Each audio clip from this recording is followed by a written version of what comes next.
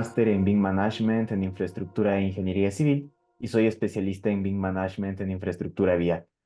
En mi experiencia profesional, pues soy consultor en la implementación BIM en múltiples proyectos y en diversas empresas. Actualmente soy parte del equipo de la supervisión para la empresa Nippon Coilab y he participado como coordinador BIM en múltiples proyectos. Dentro de mis certificaciones, soy instructor certificado por Autodesk bajo el ID 83100.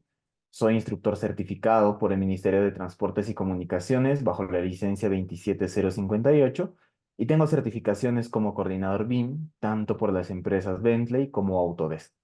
Y para finalizar, soy miembro del International Society for Photogrammetry and Remote Sensing. Todo ello me permite estar aquí delante de ustedes y poder compartir un poco los conocimientos que he ido adquiriendo a lo largo del tiempo. Bueno, el webinar que vamos a hablar el día de hoy es bastante interesante. Es un webinar que ya lo hemos venido dictando con Teddy hace algunos meses, me atrevo a decir que un poco más de un año, creo, y en el cual habíamos hablado sobre todo lo fundamental del BIM y todo lo que es necesario entender del BIM para poder iniciar ese camino como modeladores. Pero no solamente como modeladores generales, sino ya buscando una especificidad en lo que viene a ser el uso de las herramientas Revit en la disciplina MEP. Y para ello vamos a ver una pequeña introducción al BIM. Yo sé que muchos de los presentes ya entienden muy bien la metodología, ya conocen muy bien la metodología, pero de todas formas vamos a hacer una introducción. Vamos a hablar acerca de lo que concierne la especialidad MEP, hablaremos una introducción respecto a lo que viene a ser el Revit MEP y también hablaremos algo bastante interesante e importante que vienen a ser cuáles son los alcances que nosotros buscamos dentro del modelo.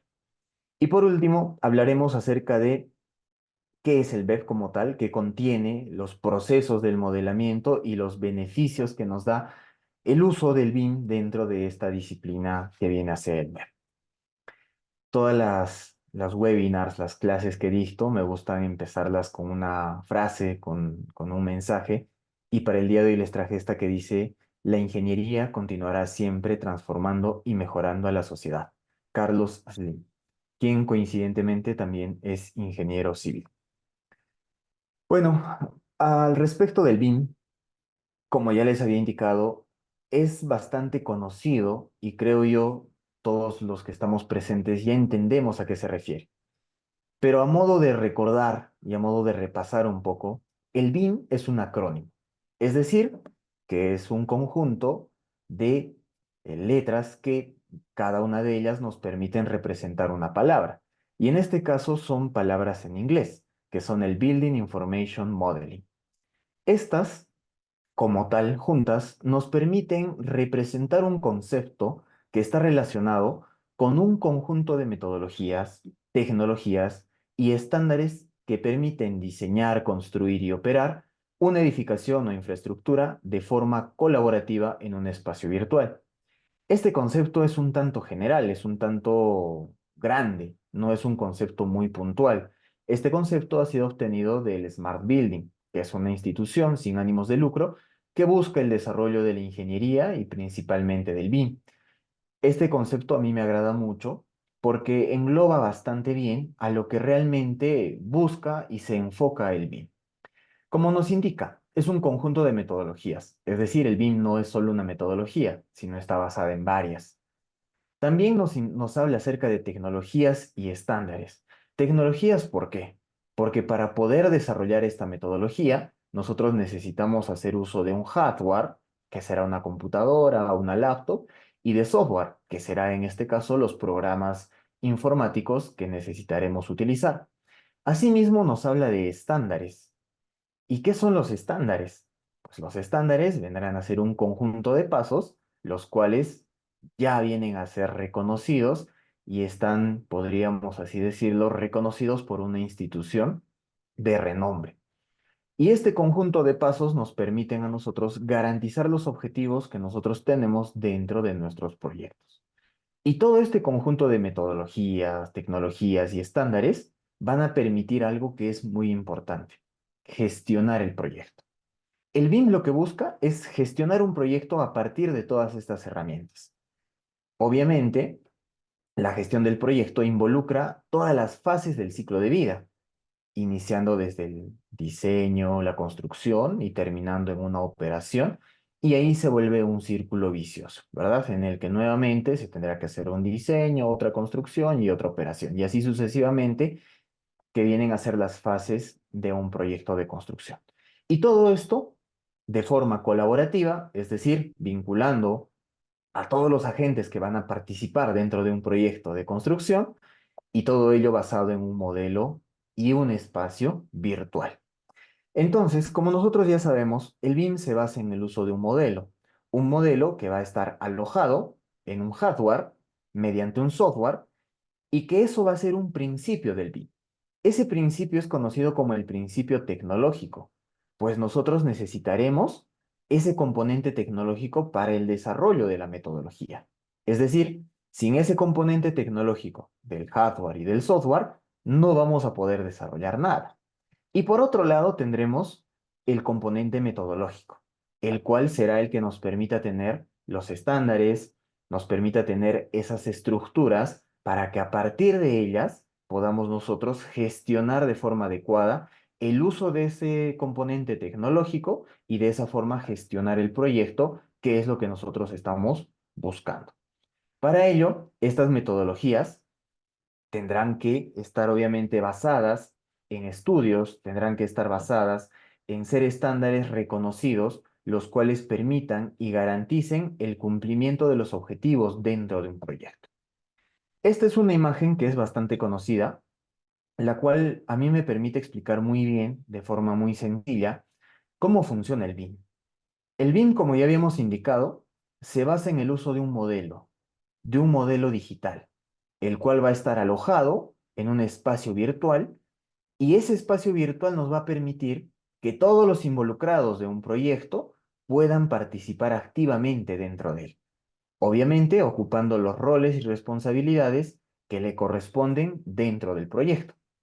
Para ello tendremos algunos equipos de trabajo, los cuales estarán representados por disciplinas como la disciplina arquitectónica, estructural, la propia disciplina MEP, los jefes de proyectos, coordinadores, etcétera. Asimismo, también podrán estar participando dentro de ese espacio virtual los clientes, proveedores, etcétera. Es decir, a partir de ese espacio virtual donde vamos a almacenar nuestro modelo, que va a representar a la edificación, a la infraestructura que nosotros queremos construir, ellos van a poder ser partícipes de una forma activa, dependiendo de cuáles sean sus roles dentro del proyecto. Y se habla mucho de los estándares, ¿verdad? Hemos venido hablando de los estándares, hemos venido hablando justamente de qué es un estándar, y para ello yo siempre muestro esta definición de estándar para que nos quede mucho más clara la idea. El BIM se basa en estándares, como habíamos visto. ¿Y quién mejor que la ISO, que es el International Organization for Standardization, que es una organización que prácticamente estandariza todo, nos indica que un estándar es un documento establecido por consenso y aprobado por un organismo reconocido, que entrega, para usos comunes y repetidos, reglas y directrices o características para actividades o sus resultados, ayudando a la obtención de un grado óptimo de ordenamiento en un contexto dado. Este concepto igual es un poco abstracto, un poco grande, pero sintetizándolo, digámoslo así, resumiéndolo, vamos a decir que vienen a ser un conjunto de pasos, un conjunto de procesos, los cuales son comunes y repetidos, y que obviamente tienen que ser aprobados por un organismo reconocido, para lograr un grado óptimo de lo que nosotros estemos buscando. Y yo lo referencio mucho con el cumplimiento de los objetivos que nosotros estemos buscando. Y dentro de ello, esta ISO nos ha permitido tener una ISO específica para el BIM, para la gestión, que es la ISO 19650, que seguramente también muchos de ustedes ya la han escuchado. Esta ISO lo que prácticamente hace es nos permite estandarizar los procesos de la gestión de un proyecto bajo BIM. Y esto ha servido para que muchos países, muchas instituciones puedan crear planes BIM a partir de ellas. Y claro está el ejemplo de que nosotros en el Perú tenemos una norma técnica peruana que está relacionada a la ISO 19650, la cual ha sido tropicalizada por INACAL y ha sido también utilizada y es base del Plan BIM Perú. Y asimismo de muchos Plan BIM a lo largo de Latinoamérica. Todo esto del BIM se basa entonces en estándares que nos permitan a nosotros tener procesos definidos para cumplir los objetivos que nosotros estamos planteando. Y todo ello dentro de una metodología que se basa en el uso de un modelo central en un espacio virtual que nos permite trabajar de forma colaborativa con todo nuestro equipo de proyecto.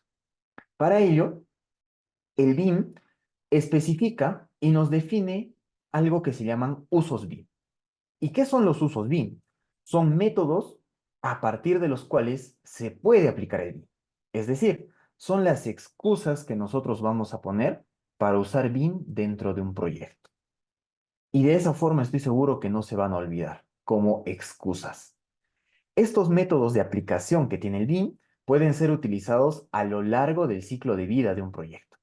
Y su principal objetivo es alcanzar los objetivos específicos del proyecto. Por ejemplo,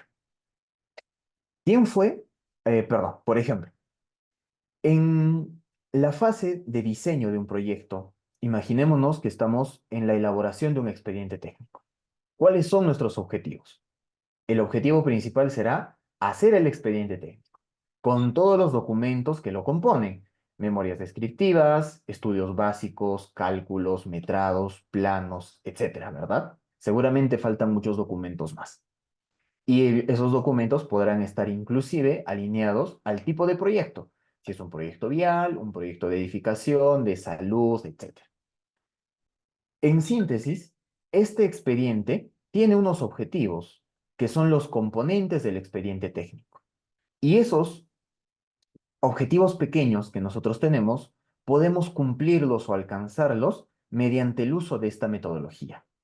Y esa justificante justamente ha sido elaborada por la Universidad Penn State de los Estados Unidos mediante un documento que se llama el Building Information Modeling Project Execution Planning Guide, que viene a ser una publicación que hizo la Universidad Penn State en la que justamente nos permite reconocer las 4 fases que tienen para gestionar los proyectos, iniciando por una planificación, pasando por un diseño, pasando a una construcción y terminando en una operación y describiendo dentro de cada uno de ellos cuáles son los usos que podemos darle a estas metodologías para que a partir de ellas podamos cumplir ciertos objetivos dentro de cada una de estas fases.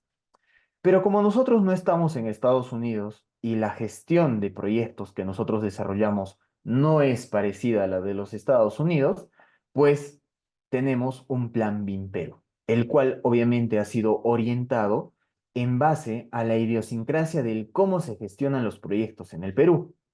Y en base a ello se han definido 28 usos BIM, de los cuales se han especificado algunos, los cuales han sido declarados como los usos BIM iniciales y los cuales permiten justamente que nosotros podamos llegar a su cumplimiento en base a la gestión de nuestros proyectos. Y ellos son los que están definidos de color azul. Pero, como nosotros no hemos venido a hablar ampliamente de BIM, sino hemos venido a hablar de una disciplina que se llama MEP, vamos a continuar con nuestro ejemplo de la elaboración del expediente técnico. Y para ello, me he permitido señalar con una flecha todos los usos BIM que son comúnmente conocidos dentro de lo que viene a ser los objetivos para ese tipo de proyectos. Por ejemplo, tenemos el diseño de especialidades, que se basa principalmente en poder diseñar cada una de las disciplinas a partir del uso de un modelo BIM. Asimismo, tenemos la elaboración de la documentación, que es un uso BIM que se basa en la creación de planos a partir de un modelo. Tenemos también la coordinación de la información, que nos permite coordinar las diferentes disciplinas para que una vez coordinadas se pueda generar algo que nosotros conocemos como el modelo federado, que será un modelo que contenga todas las disciplinas que participan del proyecto en una forma organizada. Tenemos también la estimación de cantidades y costos, que será prácticamente el uso que nosotros podamos darle al modelo para extraer información relacionada con la cuantificación, que nosotros conocemos como metrados. Asimismo, tenemos la detección de interferencias e incompatibilidades, que es, creo yo, una de las grandes virtudes por las cuales se le conoce al BIM para poder detectar interferencias. Obviamente, para ello tenemos que cumplir ciertos aspectos necesarios. Tenemos también la planificación de la fase de ejecución, que básicamente está relacionado al uso de un cronograma de ejecución alineado con el modelo central de información. Y por último, el modelo de información as-built, que será prácticamente el modelo post-construcción, adecuar el modelo en función de lo realmente ejecutado. Estos usos BIM, como tal, no son solamente la excusa por la cual vamos a utilizar BIM. Ya habíamos hablado y habíamos visto que estos usos están directamente relacionados con el para qué estamos usando BIM, ¿verdad? Y qué objetivos vamos a satisfacer dentro de nuestro proyecto con el uso de cada uno de estos usos, valga la redundancia.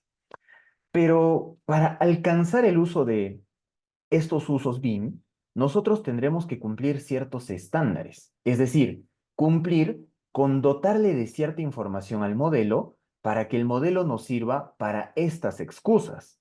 Porque si no, haciendo el modelo de cualquier forma, no vamos a poder lograr el cumplimiento de esos objetivos. Entonces, si nosotros vemos desde ese punto de vista, nosotros tenemos que primero ponernos en la cabeza que si vamos a utilizar todos estos usos BIM que hemos marcado aquí en la pantalla, pues tendremos que darle cierta información a nuestro modelo para que nuestro modelo sea capaz de darnos esa información. Y para ello, nosotros tenemos que definir algunos conceptos. Por ejemplo, el plan de ejecución BIM. Este viene a ser un documento que nos permite establecer la hoja de ruta de cómo se va a desarrollar la metodología BIM dentro del proyecto. Obviamente es un documento el cual contiene mucha información, principalmente información referenciada y directamente relacionada con el cómo vamos a desarrollar el BIM. Y este nos va a permitir justamente traducir el cómo vamos a desarrollar cada uno de estos usos, cómo van a ser esos procesos que vamos a desarrollar en cada uno de estos usos y de esa forma garantizar el cumplimiento de los objetivos de nuestro proyecto. Asimismo, dentro de este plan de ejecución, tendremos que establecer cuál va a ser el nivel de información necesario. Si nosotros analizamos, un modelo está compuesto por elementos geométricos que representan algunos elementos de la construcción, por ejemplo, muros, puertas, ventanas, etc. Estos elementos deberán contener cierta información y esa información deberá ser la suficiente para poder utilizar estos usos BIM. ¿Qué quiere decir? Que si yo a un modelo no le entrego esa información suficiente, ese modelo no me va a poder devolver la información que yo requiero. Por lo tanto, nosotros tenemos que establecer ese nivel de información necesario. Y para ello, el Plan BIM Perú establece que ese nivel de información necesaria se divide en dos componentes. Un componente relacionado directamente a la información geométrica, que será el componente geométrico que nosotros podemos ver, y otro componente que es la información alfanumérica o documental, que está relacionado, como su nombre lo dice, con información alfanumérica o de documentos o de catálogos. ¿Y cómo entenderíamos muy bien eso? Para eso, el Plan BIM Perú ha establecido una jerarquía de 5 niveles, los cuales están empezando por un LOD 1, que se refiere al nivel de detalle geométrico 1, a un nivel de detalle geométrico 2, a un nivel de detalle geométrico 3, un nivel de detalle geométrico 4 y nivel de detalle geométrico 5. Cada uno de ellos están representados por cierta información que deben contener. Como en este caso hablamos de información de geometría, podemos ver que cada uno de ellos está referenciado hacia algún aspecto del ciclo de vida de un proyecto. Y eso es lo que más o menos el Plan BIM Perú ha tratado de hacer. El OS 1 está directamente relacionado con elementos de forma conceptual, el LOS 2 para elementos de forma genérica, un LOS 3 ya para elementos de forma definida y un LOS 4 ya para elementos que puedan servir para la fabricación o instalación. Y un lot 5 para aquellos que ya hayan sido prácticamente construidos. Y pues el mismo Plan BIM Perú nos muestra ejemplos. Pero la verdad es que a mí no me gustaría mostrarles ejemplos de arquitectura si estamos hablando del MEP. Pues si estamos hablando de MEP, vayámonos al MEP. Y aquí justamente vamos a ver esta diapositiva en la que nos muestra dos aparatos sanitarios, ¿verdad? Los dos contienen cierta información, prácticamente información geométrica, que es la única que podemos visualizar aquí. Ambos, la única diferencia que tienen será en el color. Es decir, uno de ellos es un color más oscuro y el otro de ellos es un color mucho más claro. ¿A qué se refiere? Se refiere a que estos elementos están representando un inodoro, pero esa representación geométrica nos permite de forma sencilla reconocer al elemento. Pero más allá de eso, ¿qué podríamos atribuirle para que, por ejemplo, este pueda tener un mayor nivel para nuestro proyecto? Si nosotros le ponemos, por ejemplo, el manubrio para poder utilizar el inodoro, pues eso no implicaría que el inodoro tenga un nivel de detalle mayor, ¿verdad? Porque simplemente le estamos dando mayor detalle a un componente que probablemente no tenga un beneficio para nuestro modelo. Pero en la disciplina MEP, nosotros tenemos que considerar algo, y eso va a ser el uso que pueda tener dentro de la propia disciplina. Y ese uso van a ser los conectores. Como ustedes pueden ver en la imagen, el inodoro de color blanco cuenta con dos conectores. Una entrada con una tubería de 3/4, la cual seguramente el diseño de este inodoro lo presenta así, porque normalmente es de media, y una salida para una tubería de desagüe que será de 4 pulgadas. Y esta información es la que a nosotros nos permite reconocer y diferenciar el nivel de detalle que tiene un elemento de otro. Es decir, en la disciplina MEP, nosotros no nos vamos a basar solamente en las características geométricas que pueda tener un elemento, como los pernos, como el manubrio para poder utilizar el inodoro o como algún otro elemento que probablemente pueda darle mayor detalle solamente al lado estético, sino veremos el lado funcional. Y esto es necesario entender para que nosotros podamos cumplir justamente con esos niveles de desarrollo dentro de la disciplina MEP. Asimismo, habíamos hablado también que existe otro componente, que es el nivel de información. Este nivel de información es información alfanumérica, la cual nos permite dotarle de información al elemento geométrico. Es decir, este elemento geométrico tendrá que estar acompañado de información alfanumérica. Y esa información alfanumérica, normalmente nosotros la vamos a conocer como parámetros. Y estos parámetros serán parámetros de material, serán parámetros de diámetros, serán parámetros de posiciones, información que puedan ser de utilidad para el proceso al cual está siendo enfocado el uso del modelo. Y un claro ejemplo es este sumidero. Si nosotros vemos la parte izquierda de la pantalla, vamos a encontrar que tenemos la representación geométrica en un nivel de desarrollo bajo. Pues este simplemente es un círculo que en planta nos está representando un sumidero y en una imagen tridimensional sigue siendo un círculo. Más nada. Es decir, podríamos atribuirle un nivel de detalle geométrico bajo. Podría estar en el 2 o inclusive en el 1, ¿verdad? Asimismo, contiene ciertos parámetros, los cuales obviamente nos dan el material, que será bronce cromado, nos van a dar el diámetro, nos pueden dar información de la elevación o inclusive ciertas descripciones. O si es que nosotros disponemos y vemos la necesidad, nos podría dar cierta información respecto al fabricante, al método de colocación, etcétera, dependiendo de lo que se requiera. Y si vemos este otro, vamos a ver un mismo sumidero, pero en este caso la representación ya será mucho más detallada. Es decir, ya estamos viendo el detalle de los orificios, el detalle del mismo elemento, etcétera. Esto que nos da un nivel de detalle geométrico mayor, pero el nivel de información seguirá siendo el mismo. Es decir, nos sigue diciendo que es de bronce cromado, que tiene un diámetro, una posición y nos sigue dando el mismo nombre.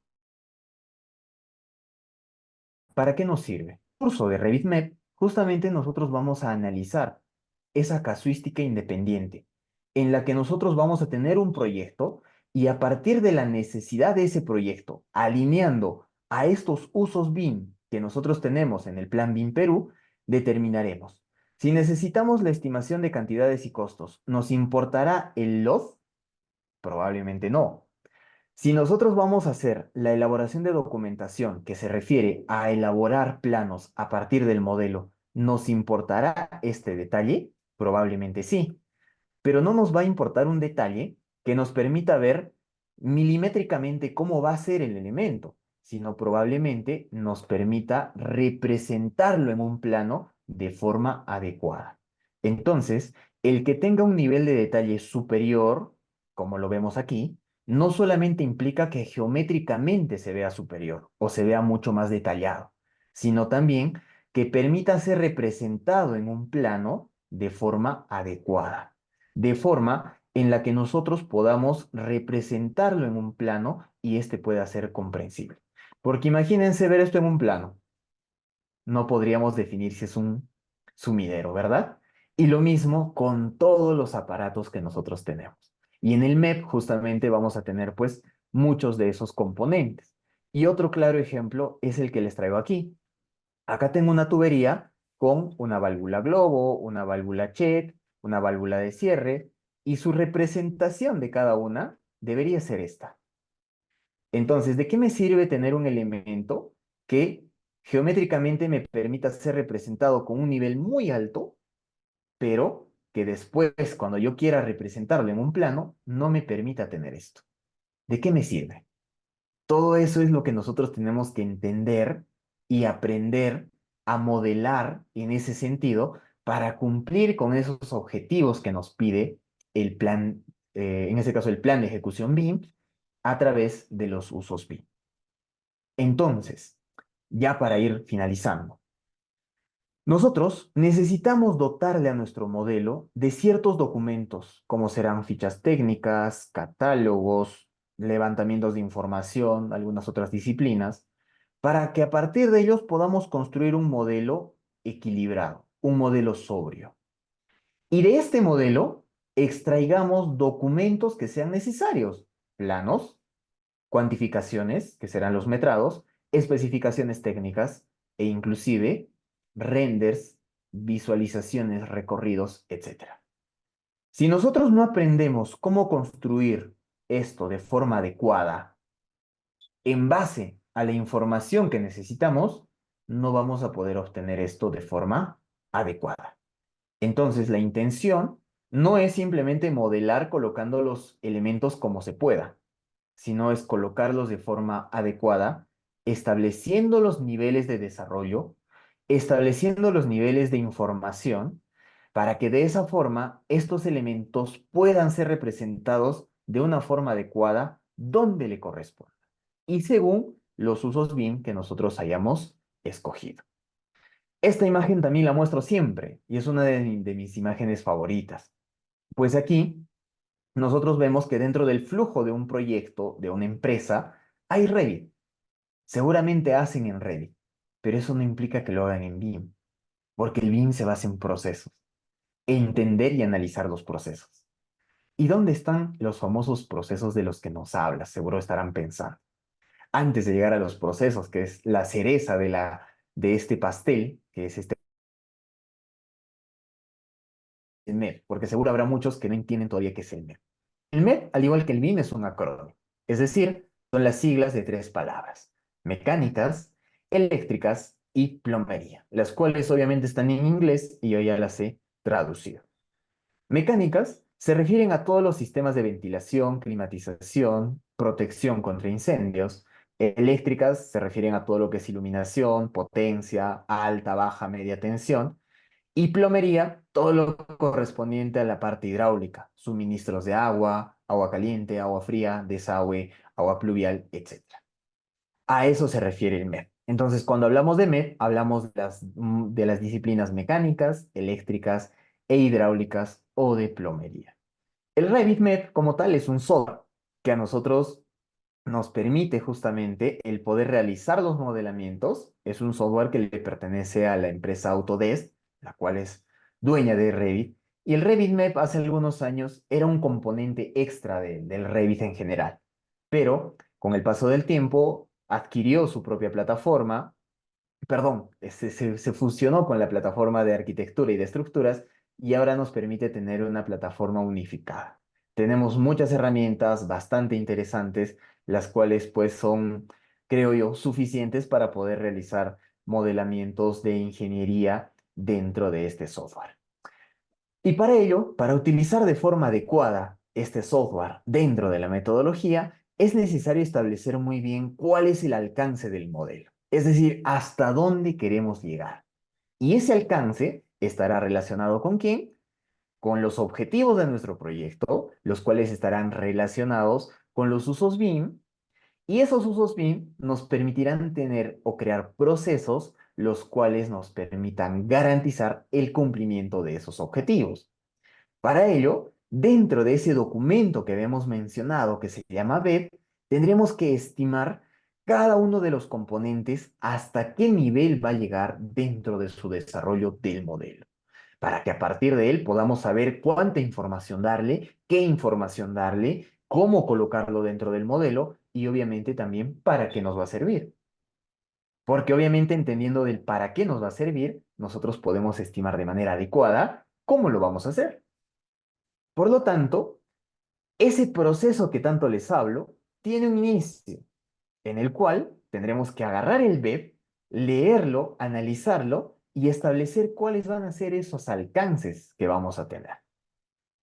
Para ello también nosotros ya tendremos que tener un entorno común de datos, que será ese espacio virtual donde almacenaremos la información, donde gestionaremos la información, el cual estará encargado seguramente el coordinador, y nosotros, a partir de esa información, comenzar a ubicar nuestras referencias. Todos los elementos constructivos de otras disciplinas. Por ejemplo, ¿qué necesitamos para diseñar cualquier componente sanitario? La parte arquitectónica, ¿verdad? Es decir, sin arquitectura, ¿cómo sé dónde está el baño? Sin arquitectura, ¿cómo sé dónde están los muros?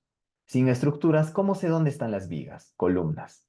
Por lo tanto, necesito en esta disciplina MEP el saber dónde está la otra información de las otras disciplinas. Y de esas disciplinas yo me basaré para poder extraer la información que necesito, que serán rejillas, muros, niveles, etcétera. Y una vez con esa información dentro de mi modelo, yo podré, uno, iniciar el proceso de modelamiento, pero entendiendo muy bien cómo vincular los elementos arquitectónicos estructurales, cómo relacionarlos mediante ciertas herramientas que me da el software, que son copiar, supervisión, etcétera. Entender la jerarquía de los elementos, cuál es categoría, cuál es familia, cuál es instancia, y asimismo entender lo que es el proceso iterativo. ¿Qué pasa si tengo un edificio de 10 pisos en el que se repite el baño? ¿Voy a modelar 10 veces el mismo baño?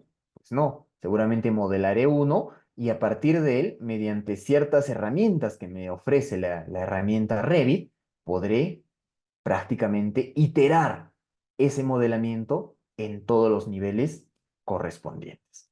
Asimismo, tendremos que coordinar dentro del propio MEP, porque tenemos mecánicas, eléctricas, de plomería, todas esas disciplinas las tendremos que coordinar para que una vez bien coordinadas podamos extraerlas y a partir de esa recién extraer lo que a nosotros nos importa, que son planos. Y muchas veces nos basamos tanto en los modelos que nos olvidamos de lo que realmente es necesario. ¿Y qué es lo necesario? Los planos, porque los planos son los elementos que nos van a permitir construir. Sin planos no vamos a poder construir. Por lo tanto, tenemos que aprender a crear planos. Tendremos que volver a analizar ese nivel de desarrollo que les he mencionado para que los elementos que estemos utilizando puedan, de una forma adecuada, ser representados dentro de un plan. Y asimismo, extraer las cantidades de obra, las cuales obviamente serán los metrados y que obviamente estarán en función de una relación de partidas. pues tendremos que analizar esa estructura de las partidas para que a partir de ellas podamos programar nuestro modelo para extraer esa información de forma ordenada. Y por último, exportar el modelo hacia el modelo federado para que ya no solamente forme parte de la disciplina MEP, sino ahora forme parte del proyecto en general, del proyecto federado. ¿Y cuáles son los beneficios que nos ofrece el modelar MEP? Uno, mejora la constructibilidad, es decir, nos permite conocer y entender de mejor forma el proyecto. Maximiza la agilidad. Ustedes ya saben, modificamos la tubería y se modificó el plano y se modificó el metrado. Es decir, nos da esa agilidad que buscamos. Mediciones automáticas, como les indico, nosotros tenemos que aprender a dotarle muy bien de información al modelo para que él nos dé la información que nosotros requerimos. Porque si no va a ser así, créanme que no va a servir de nada. Presentación mejorada. Podemos crear isométricos, vistas de detalle con mucho más detalle, las cuales permitan un fácil entendimiento del proyecto. Presupuestos más exactos que están relacionados con las mediciones automáticas, al prácticamente generar todo esto desde un modelo computacional, desde una computadora, estamos eliminando el error humano, siempre y cuando hagamos de forma adecuada la programación de las partidas. La coordinación multidisciplinaria. Podemos ver cómo se relaciona con la arquitectura, con las estructuras, con todas las disciplinas. Y por último, pues la reducción de errores gracias a la coordinación, gracias a la detección de interferencias, lo cual va a permitir que nosotros podamos tener un modelo mucho más adecuado para la construcción. Y bueno, por mi parte y por el webinar del día de hoy, eso sería todo. Muchísimas gracias por ver.